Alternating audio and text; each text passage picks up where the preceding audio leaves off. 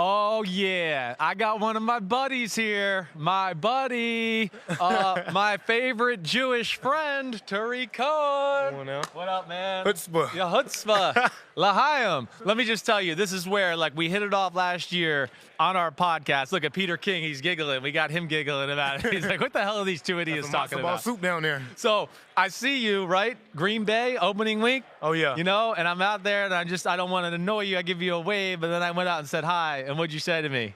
What, some Jewish slang? Yeah, you did. You said something L'chaim or something like that, and I just said, that's my man right there. That's how we greet each other now. Yeah. All right.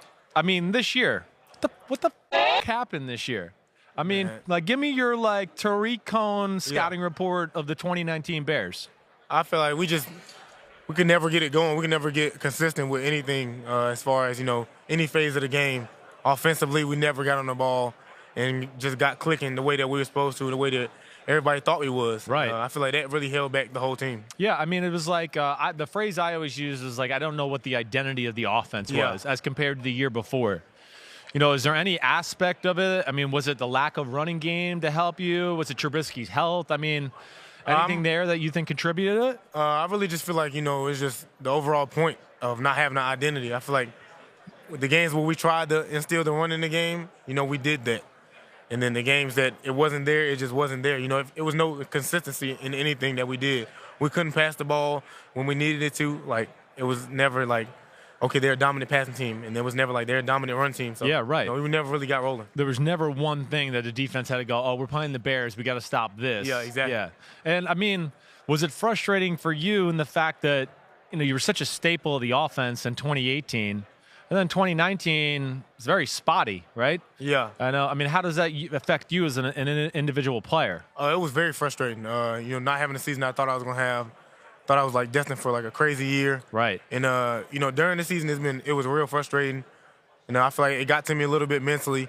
And then but now looking back on it, it's gonna do nothing but motivate me for this year coming up. Yeah. I'm only gonna look at myself. I don't look at any other factors out there.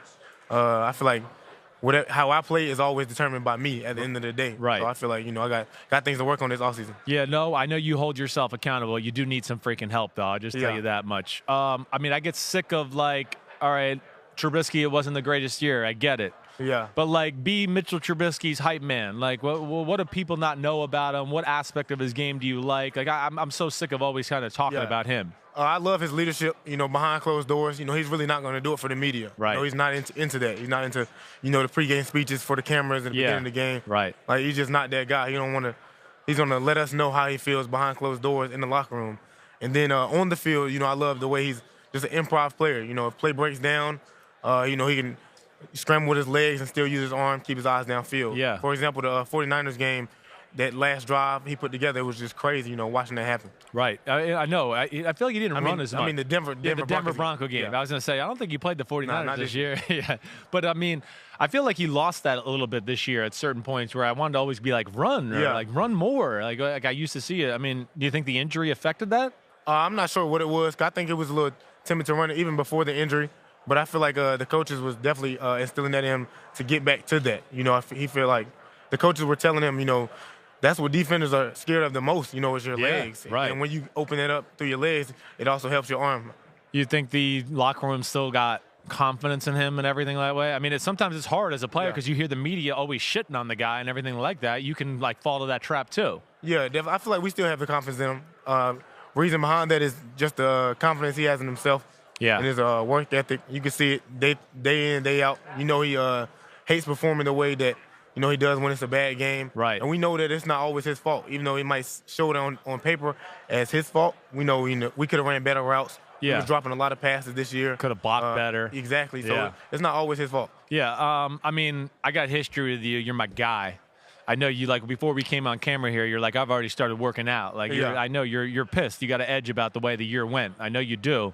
Like, what are you doing this time of the year? Like, how do you start off getting back into shape, and where does it kind of crescendo to when it comes to OTAs? I feel like this year I'm going to go heavy in the weight room, lower body-wise. I feel like I lost some explosion in my legs this year, so I want to go heavy in the weight room, lower body-wise. Yeah, like power clean, squat, and get back into, like, some of that college working out. Yeah, we don't squat as much in season. Right. So I would definitely want to get that in the off-season, and then towards camp, towards OTAs, get back into, the conditioning phase. Yeah.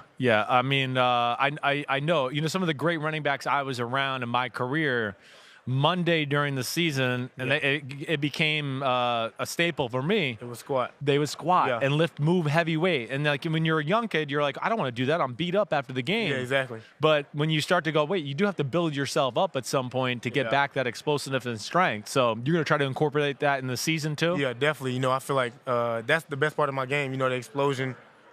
Me changing direction quickly, and you can't do none of that without your legs. Yeah, what is like when you're talking like you want to move some weight and stuff too? Like what kind of weight are we talking about? All right, first off, 5'6". Yeah. 185? 185 right now. Yeah, okay. You see that? I know how to look at a man and size him up. And all right, so I want to hear some numbers. Like, what do you think you're squatting? Like, what if you're gonna start doing like reps of 5? All right. Reps of 5. I probably can do probably 285, 290.